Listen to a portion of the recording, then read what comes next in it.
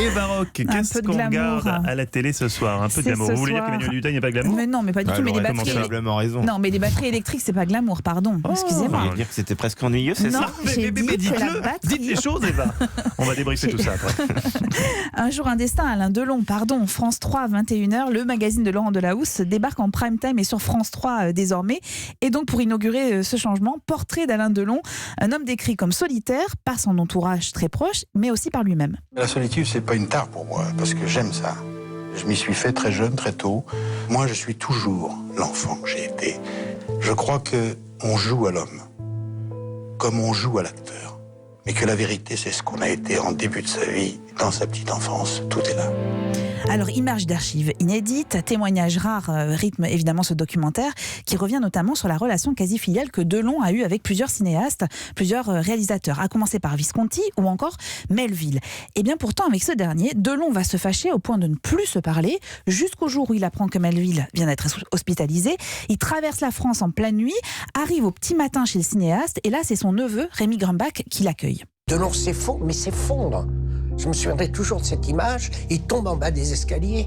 Et même pendant un certain moment où il y a des gens qui arrivaient, des gens très proches, qui enjambaient presque Delon, qui restaient là, complètement prostrés. Et oui, Melville est décédé pendant la nuit, pendant que Delon faisait le trajet jusqu'à Paris pour venir le voir. Delon est très marqué par cette disparition, mais alors écoutez bien ce qui suit. On est 3 semaines après le décès de Melville. Delon a accepté une interview au cours de laquelle, évidemment, le journaliste lui pose une question sur Melville.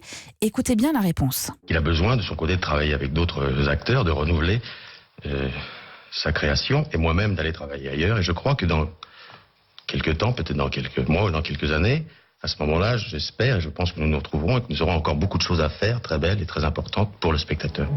Oui, Delon est dans le déni. Delon n'accepte pas que Melville soit mort. Séquence stupéfiante où il parle de Melville au présent et où il imagine des projets futurs. Et c'est une séquence tellement stupéfiante qu'on comprend à travers ces mots à quel point la disparition de ses proches, alors de Romy Schneider à Mireille d'Arc, en passant par ses réalisateurs, mais aussi Sacha Distel ou Jean-Pierre Cassel, dont il était proche, le pousse à se retrancher dans sa propriété à Douchy. Il est seul, entouré de ses chiens, une immense maison dans laquelle on va découvrir, alors vous ne la verrez pas à l'écran, mais c'est sa fille Anouchka qui l'a décrit, une pièce entière, sorte de loge de maquillage qui est reconstituée et qui lui sert de musée personnel dans laquelle il aime se recueillir. Le documentaire est étonnant et c'est à voir sur France 3. Et puis un dernier mot pour vous signaler la démarche originale initiée par Arte qui demain, à partir de 6h du matin et pendant 24 heures, va proposer 26 films d'1 heure, 60 jeunes Européens de 15 à 30 ans. 26 films d'1 heure pendant 24 heures, ça c'est un... Non mais... Vous allez comprendre, oui, mais parce que... Un défi à toutes les lois de la mathématique. Oui, parce que vous avez raison, vous avez 2 films en plus. Mais 24 heures avec 26 films. 60 jeunes Européens de 15 à 30 ans ont été filmés en temps réel et offrent une cartographie humaine et humaniste de l'Europe. Enfin, pendant 24 heures, vous pouvez rester devant votre télé surtout. Pendant 26 heures, voilà. Du coup. Non, pardon, 24 heures. C'était c'est très 24 bien. heures. Bon.